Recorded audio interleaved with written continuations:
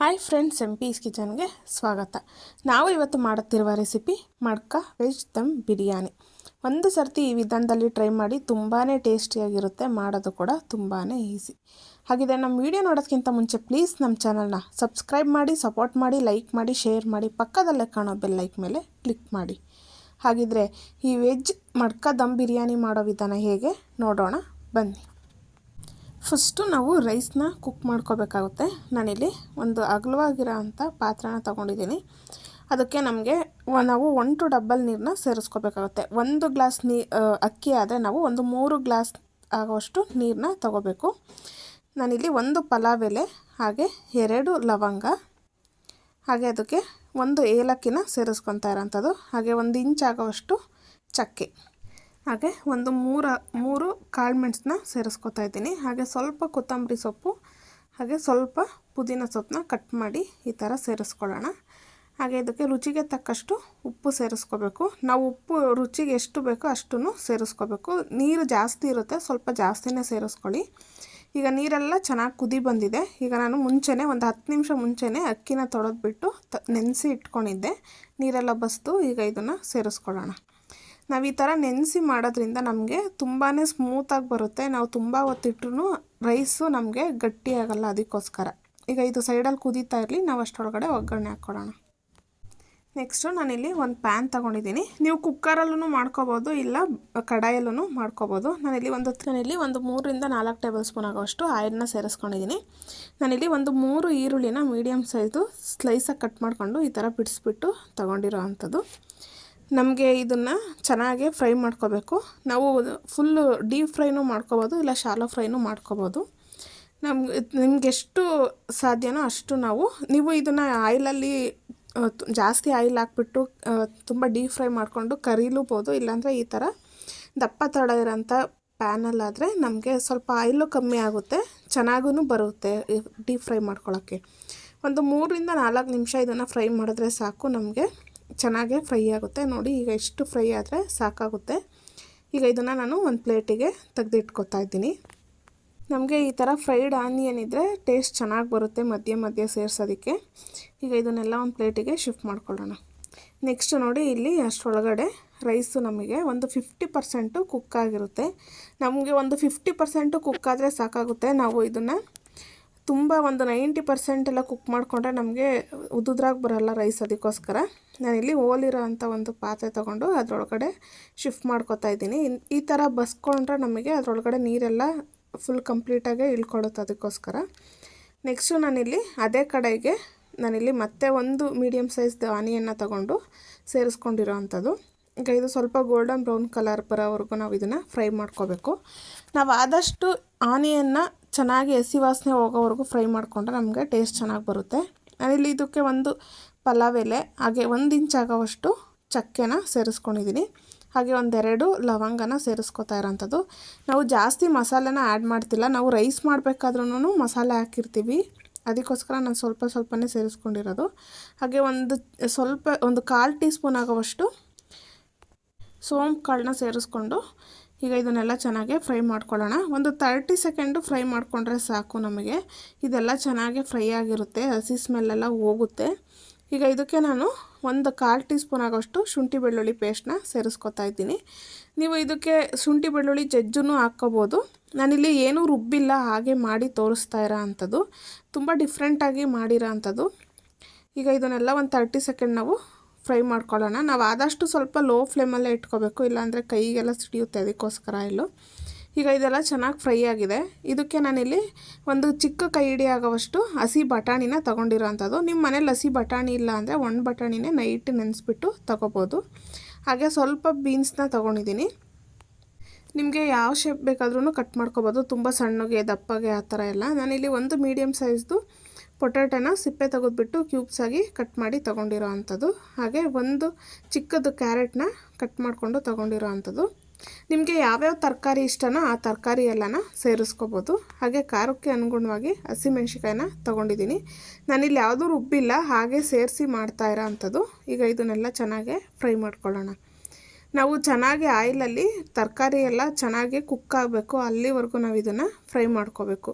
ಒಂದು 60% ನಮಗೆ ಆಯಿಲಲ್ಲೇ ಫ್ರೈ ಆದರೆ ನಾವು ಇನ್ನು 40% ನಾವು ದಮ್ ಕಟ್ಟಿದ ಮೇಲೆ ಇದು ಚೆನ್ನಾಗಿ ಕುಕ್ ಆಗುತ್ತೆ. ಅದಕ್ಕೋಸ್ಕರ ನೋಡಿ, ಈಗ ಇದಕ್ಕೆ ನಾನು ರುಚಿಗೆ ತಕ್ಕಷ್ಟು ಸಾಲ್ಟನ್ನ ಸೇರಿಸ್ಕೊತಾ ಇದ್ದೀನಿ. ನಾವು ರೈಸಿಗೆ ಸಾಲ್ಟ್ ಹಾಕಿರ್ತೀವಿ, ನಮಗೆ ತರಕಾರಿಗೆ ಎಷ್ಟು ಸಾಲ್ಟ್ ಬೇಕೋ ಅಷ್ಟು ಸೇರಿಸ್ಕೋಬೇಕಾಗುತ್ತೆ. ನಾನಿಲ್ಲಿ ಒಂದು ಚಿಟಿಕೆ ಆಗೋಷ್ಟು ಟರ್ಮರಿಕ್ನ ಸೇರಿಸ್ಕೊತಾ ಇರೋವಂಥದ್ದು.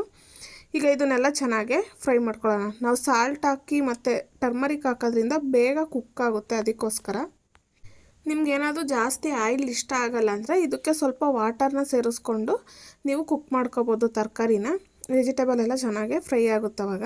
ನೋಡಿ, ಈಗ ಒಂದು 40% ಫ್ರೈ ಆಗಿದೆ. ನಾನು ಇದಕ್ಕೆ ಒಂದು ಮೀಡಿಯಮ್ ಸೈಜ್ದು ಟೊಮೊಟೊನ ಸ್ಲೈಡ್ಸ್ ಆಗಿ ಕಟ್ ಮಾಡಿ ತೊಗೊಂಡಿರೋ ಅಂಥದ್ದು.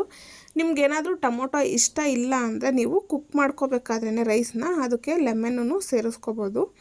ಇಲ್ಲ ನಿಮಗೆ ಲೆಮನ್ ಇಷ್ಟ ಇಲ್ಲ ಅಂದರೆ ಈ ಥರ ಸ್ವಲ್ಪ ಟೊಮೊಟೊ ಸೇರಿಸ್ಕೊಂಡು ಮಾಡ್ಕೋಬೋದು. ಈಗ ಟೊಮೊಟೊ ಎಲ್ಲ ಒಂದು ಸ್ವಲ್ಪ ಸಾಫ್ಟಾಗಿ ಕುಕ್ ಆಗಬೇಕು, ಅಲ್ಲಿವರೆಗೂ ನಾವು ಫ್ರೈ ಮಾಡ್ಕೊಳ್ಳೋಣ. ನಾವು ಈ ಥರ ಲೋ ಫ್ಲೇಮಲ್ಲಿ ಇಟ್ಕೊಂಡು ಕಡಾಯಲ್ಲಿ ನಾವು ಈ ಥರ ಫ್ರೈ ಮಾಡ್ಕೊಳ್ಳೋದ್ರಿಂದ ನಮಗೆ ಟೇಸ್ಟು ಡಬಲ್ ಆಗುತ್ತೆ. ಅದಕ್ಕೋಸ್ಕರ ನೋಡಿ, ಈ ಥರ ನಾವು ಚೆನ್ನಾಗೆ ಫ್ರೈ ಮಾಡ್ಕೋಬೇಕು. ಎಷ್ಟು ಟೇಸ್ಟಿಯಾಗಿರುತ್ತೆ ಅಂದರೆ ಎಲ್ಲರೂ ಬಿರಿಯಾನಿ ತಿನ್ನುವಾಗ ಏನು ಟೇಸ್ಟ್ ಬರುತ್ತೋ ಈ ವೆಜ್ ಬಿರಿಯಾನಿ ಅನ್ನೋದನ್ನು ಅಷ್ಟೇ ಚೆನ್ನಾಗಿರುತ್ತೆ. ಈಗ ನಾನಿಲ್ಲಿ ಒಂದು 1/4 ಟೀ ಸ್ಪೂನ್ ಆಗೋಷ್ಟು ಬಿರಿಯಾನಿ ಪೌಡರ್ನ ತೊಗೊಂಡಿರೋಂಥದ್ದು. ನಿಮ್ಮ ಮನೇಲಿ ಬಿರಿಯಾನಿ ಪೌಡರ್ ಇಲ್ಲ ಅಂತ ಅಂದರೆ ನೀವು ಇದಕ್ಕೆ ಗರಂ ಮಸಾಲ ಅಥವಾ ಧನಿಯಾ ಪುಡಿನೂ ಸೇರಿಸ್ಕೋಬೋದು. ಇದು ಈ ಥರ ಹಾಕೋದ್ರಿಂದ ತುಂಬ ಟೇಸ್ಟ್ ಬರುತ್ತೆ. ಅದಕ್ಕೋಸ್ಕರ ಹಾಗೆ ಇದಕ್ಕೆ ಒಂದು ಸ್ವಲ್ಪ ಕೊತ್ತಂಬರಿ ಸೊಪ್ಪು ಹಾಗೆ ಸ್ವಲ್ಪ ಪುದೀನ ಸೊಪ್ಪನ್ನ ಸೇರಿಸ್ಕೊತಾ ಇರೋಂಥದ್ದು. ನಾವಿಲ್ಲಿ ಜಾಸ್ತಿ ಏನು ಮಸಾಲ ಇಂಗ್ರೀಡಿಯೆಂಟ್ನ ಸೇರಿಸಿಲ್ಲ, ತುಂಬ ಲೈಟ್ ವೆಯ್ಟಾಗಿ ಸೇರಿಸಿ ಮಾಡ್ತಾ ಇರೋಂಥದ್ದು. ಆದರೆ ಟೇಸ್ಟ್ ಮಾತ್ರ ತುಂಬಾ ಚೆನ್ನಾಗಿರುತ್ತೆ. ಎಷ್ಟು ಚೆನ್ನಾಗಿ ಘಮ ಘಮ ಅಂತಿದೆ ಗೊತ್ತಾ ಈಗಲೇ. ನೋಡಿ, ಈಗ ಇದೆಲ್ಲ ಚೆನ್ನಾಗಿ ಹಸಿ ವಾಸನೆ ಹೋಗಿದೆ, ಚೆನ್ನಾಗಿ ಫ್ರೈ ಆಗಿದೆ. ಇದಕ್ಕೆ ನಾನಿಲ್ಲಿ ಒಂದು 3 ಟೇಬಲ್ ಸ್ಪೂನ್ ಆಗೋವಷ್ಟು ಗಟ್ಟಿ ಮೊಸರನ್ನ ತೊಗೊಂಡಿರೋ ಅಂಥದ್ದು. ನೀವೇನಾದರೂ ಗಟ್ಟಿ ಮೊಸರು ಇಲ್ಲ ಅಂದರೆ ಸ್ವಲ್ಪ ಜಾಸ್ತಿನ ಸೇರಿಸ್ಕೋಬೇಕಾಗುತ್ತೆ. ಈಗ ಮೊಸರೆಲ್ಲ ಚೆನ್ನಾಗಿ ಹೊಂದ್ಕೋಬೇಕು ವೆಜಿಟೇಬಲ್ಗೆ, ಆ ರೀತಿ ನಾವು ಮಿಕ್ಸ್ ಮಾಡ್ಕೋಬೇಕಾಗುತ್ತೆ. ಒಂದು 30 ಸೆಕೆಂಡಿಂದ 1 ನಿಮಿಷ ನಾವು ಕುಕ್ ಮಾಡಿಕೊಂಡ್ರೆ ಸಾಕು, ಇದೆಲ್ಲ ಚೆನ್ನಾಗೆ ಹೊಂದ್ಕೊಳ್ಳುತ್ತೆ. ನೋಡಿ, ಈಗೆಲ್ಲ ಚೆನ್ನಾಗೆ ಹೊಂದ್ಕೊಂಡಿದೆ. ಈ ಥರ ನಾವು ಕುಕ್ ಮಾಡ್ಕೋಬೇಕು. ಈಗ ಇದು ಒಂದು 50% 60% ಕುಕ್ ಆಗಿದೆ. ಇದನ್ನು ದಮ್ ಕಟ್ಟೋಣ. ನಾನಿಲ್ಲಿ ಒಂದು ಮಡ್ಕೆನ ತಗೊಂಡಿರೋ ಅಂಥದ್ದು, ಅದಕ್ಕೆ ನಾನು ತಳಕ್ಕೆ ತುಪ್ಪನ ಸವರ್ಕೋತಾ ಇದ್ದೀನಿ. ನೀವು ತುಪ್ಪ ಬೇಡ ಅಂದರೆ ಇದಕ್ಕೆ ಬೆಣ್ಣೆ ಅಥವಾ ಆಯಿಲನ್ನು ಸವರ್ಕೋಬೋದು. ನಾನಿಲ್ಲಿ ಸ್ವಲ್ಪ ತುಪ್ಪನ ಸೇರಿಸ್ಕೊಂಡು ಈಗ ಇದಕ್ಕೆ ನಾವು ಫ್ರೈ ಮಾಡ್ಕೊಂಡಿದ್ದಂಥ ವೆಜಿಟೇಬಲ್ ಎಲ್ಲ ಸೇರಿಸ್ಕೊಳ್ಳೋಣ. ಈ ಥರ ನಾವು ನೀಟಾಗಿ ಎಲ್ಲ ಕಡೆ ಸ್ಪ್ರೆಡ್ ಮಾಡ್ಕೋಬೇಕು. ಲೇಯರ್ ನಾವು ಸೇರಿಸ್ಕೋಬೇಕಾಗುತ್ತೆ. ಇಲ್ಲಿ ನೆಕ್ಸ್ಟ್ ನಾನಿಲ್ಲಿ ಫ್ರೈಡ್ ಆನಿಯನ್ನ ಸೇರಿಸ್ಕೊತಾ ಇದ್ದೀನಿ. ಒಂದು ಲೇಯರು ತರಕಾರಿ ಎಲ್ಲ ಹಾಕಿದ ಮೇಲೆ ನಾವು ಈಗ ಇದಕ್ಕೆ ಸ್ವಲ್ಪ ಲೈಟಾಗೆ ಕೊತ್ತಂಬರಿ ಸೊಪ್ಪು ಹಾಗೆ ಪುದೀನನ ಸೇರಿಸ್ಕೊಳ್ಳೋಣ. ಈ ಥರ ನಾವು ಲೇಯರ್ ಹಾಕೋದ್ರಿಂದ ನಮಗೆ ಫ್ಲೇವರು ತುಂಬಾ ಚೆನ್ನಾಗಿರುತ್ತೆ, ಟೇಸ್ಟೂ ಅಷ್ಟೇ ತುಂಬಾ ಚೆನ್ನಾಗಿರುತ್ತೆ. ಅದಕ್ಕೋಸ್ಕರ ಈಗ ಇದಕ್ಕೆ ನಾನಿಲ್ಲಿ ರೈಸ್ನ ಸೇರಿಸ್ಕೊತಾ ಇದ್ದೀನಿ. ನೋಡಿ, ಎಷ್ಟು ಉದ್ದುದ್ರಾಗಿ ಬಂದಿದೆ ರೈಸು ಅಂತ ಹೇಳ್ಬಿಟ್ಟು. ಈ ಥರ ನಾವೀಗ ಹೇಳ್ಕೊಟ್ಟಿರೋ ವಿಧಾನದಲ್ಲಿ ಮಾಡಿದ್ರೆ ಎಲ್ಲೂ ನಮಗೆ ಹಾಳಾಗೋದಿಲ್ಲ, ಅಷ್ಟು ಚೆನ್ನಾಗಿ ಬರುತ್ತೆ ಟೇಸ್ಟಿಯಾಗೆ. ನೋಡ್ತಾ ಇದ್ದೀರಲ್ಲ, ಈಗ ಇದನ್ನೆಲ್ಲನ ಸ್ಪ್ರೆಡ್ ಮಾಡ್ಕೊಳ್ಳೋಣ ನಾವು. ನಿಮಗೆ ಎಷ್ಟು ರೈಸ್ ಬೇಕಾಗುತ್ತೆ, ನಾನಿಲ್ಲಿ 1 ಕಪ್ ಆಗೋವಷ್ಟು ರೈಸಲ್ಲಿ ಮಾಡಿ ತೋರಿಸಿರೋ ಅಂಥದ್ದು. ನೆಕ್ಸ್ಟ್ ನಾನಲ್ಲಿ ಇನ್ನೊಂದು ಲೇಯರು ಆನಿಯನ್ನ ಸೇರಿಸ್ಕೊತಾ ಇದ್ದೀನಿ. ಹಾಗೆ ಈಗಲೂ ಅಷ್ಟೇ ಕೊತ್ತಂಬರಿ ಸೊಪ್ಪು ಹಾಗೆ ಪುದೀನನ ಸೇರಿಸ್ಕೊಳ್ಳೋಣ. ನಾವೆಷ್ಟು ಲೇಯರ್ ಹಾಕ್ತೀವೋ ನಾವು ತಿನ್ನಬೇಕಾದ್ರೆ ಅಷ್ಟು ಚೆನ್ನಾಗೇ ನಮಗೆ ಸಿಗುತ್ತೆ. ಅದಕ್ಕೋಸ್ಕರ ತರಕಾರಿ ಆನಿಯನ್ನು ಎಲ್ಲ ಸಿಕ್ಕಿದಾಗ ಟೇಸ್ಟ್ ನಮಗೆ ಇನ್ನೂ ಡಬಲ್ ಆಗುತ್ತೆ. ನಾವೇನಾದರೂ ಮುಂಚೆನೇ 90% ರೈಸ್ನ ಕುಕ್ ಮಾಡ್ಕೊಂಬಿಟ್ರೆ ನಮಗೆ ಮುದ್ದೆ ಥರ ಆಗಿಬಿಡುತ್ತೆ ರೈಸ್. ಅದಕ್ಕೋಸ್ಕರ ನೋಡಿ, ಈಗ ಮತ್ತೆ ನಾನು ಆನಿಯನ್ನು ಹಾಗೆ ಕೊತ್ತಂಬರಿ ಸೊಪ್ಪು ಪುದೀನ ಎಲ್ಲ ಸೇರಿಸ್ಕೊಂಡು ಇದಕ್ಕೆ 1 ಸ್ಪೂನ್ ಆಗೋಷ್ಟು ತುಪ್ಪನ ಸೇರಿಸ್ಕೊತಾ ಇರೋ ಅಂಥದ್ದು. ಈಗ ಇದಕ್ಕೆ ತುಪ್ಪ ಎಲ್ಲ ಹಾಕಿದ ಮೇಲೆ ನಾನಿಲ್ಲಿ ಹಾಲಲ್ಲಿ ಕೇಸರಿನ ನೆನೆಸ್ಬಿಟ್ಟು ತೊಗೊಂಡಿರೋ ಅಂಥದ್ದು. ಇದು ಆಪ್ಷನಲ್ಲು, ನಿಮಗೆ ಕಲರ್ ಬೇಕು ಅಂದರೆ ಈ ಥರ ನೀವು ಸ್ವಲ್ಪ ಕೇಸರಿನ ಒಂದು 2-3 ಕೇಸರಿ ದಳನ ಹಾಲಲ್ಲಿ ನೆನೆಸಿದ್ರೆ ಸ್ವಲ್ಪ ಈ ಥರ ಕಲರ್ ಬಿಟ್ಕೊಳುತ್ತೆ, ಅದನ್ನು ಸೇರಿಸ್ಕೋಬೋದು. ಇಲ್ಲಾಂದರೆ ನೀವು ಕಲರ್ ಬೇಡ ಅಂದರೆ ಪ್ಲೈನಾಗೂ ಮಾಡ್ಕೋಬೋದು. ನಾನಿಲ್ಲಿ ಡಿಫ್ರೆಂಟಾಗಿರಲಿ ಅಂತ ಹೇಳ್ಬಿಟ್ಟು ಮಾಡಿ ತೋರಿಸ್ತಾ ಇರೋ ಅಂಥದ್ದು. ನೋಡ್ತಾ ಇದ್ದೀರಲ್ಲ ಎಷ್ಟು ಚೆನ್ನಾಗಿ ಬಂದಿದೆ ಅಂತ ಹೇಳ್ಬಿಟ್ಟು. ಈಗ ಇದಕ್ಕೆ ನಾನು ಬಾಳೆ ಎಲೆನ ಕವರ್ ಮಾಡ್ತಾ ಇದ್ದೀನಿ. ನಾವು ಬಾಳೆ ಎಲೆಯಲ್ಲಿ ಊಟ ಮಾಡೋದ್ರಿಂದ ಇಲ್ಲ ಬಾಳೆ ಎಲೆಯಲ್ಲಿ ನಮಗೆ ಔಷಧ ಗುಣಗಳಿರೋದ್ರಿಂದ ತುಂಬಾ ಹೆಲ್ತಿಗೆ ಹೆಲ್ಪ್ಫುಲ್ ಆಗುತ್ತೆ. ಈಗ ನಾನಿಲ್ಲಿ 2 ಬಾಳೆ ಎಲೆನ ಈ ಥರ ಸೈಜಿಗೆ ಕಟ್ ಮಾಡಿಕೊಂಡು ತಗೊಂಡಿರೋ ಅಂಥದ್ದು. ದಮ್ ಕಟ್ಟೋದಕ್ಕೆ ಈಸಿ ಆಗುತ್ತೆ. ಅದಕ್ಕೋಸ್ಕರ ಈಗ ಇದಕ್ಕೆ ಲಿಡ್ನ ಕ್ಲೋಸ್ ಮಾಡ್ತಾ ಇದ್ದೀನಿ. ಲಿಡ್ ಕ್ಲೋಸ್ ಮಾಡಿ ಒಂದು 10ರಿಂದ 15 ನಿಮಿಷ ನಾವು ಲೋ ಫ್ಲೇಮಲ್ಲೇ ಇದನ್ನು ದಮ್ ಕಟ್ಕೋಬೇಕಾಗುತ್ತೆ. ನೋಡಿ ಈಗ 15ರಿಂದ 15 ನಿಮಿಷ ಆಗಿದೆ. ಈಗ ಇದನ್ನು ನಾನು ಬಾಳೆ ಎಲೆನ ಎತ್ತುತ್ತಾ ಇದ್ದೀನಿ. ಎಷ್ಟು ಚೆನ್ನಾಗಿ ಬಂದಿದೆ ಅಂತ ಹೇಳ್ಬಿಟ್ಟು ನೋಡಿ, ಈ ಥರ ಬರಬೇಕು. ಎಷ್ಟು ಚೆನ್ನಾಗಿ ಘಮ ಘಮ ಅಂತಿದೆ ಗೊತ್ತಾ. ಈ ಥರ ಘಮ ಘಮ ಅಂತ ಇದ್ರೆ ಈಗಲೇ ತಿನ್ನಬೇಕು ಅನ್ನಿಸ್ತಿದೆ, ಅಷ್ಟು ಚೆನ್ನಾಗಿ ಬಂದಿದೆ ಟೇಸ್ಟು.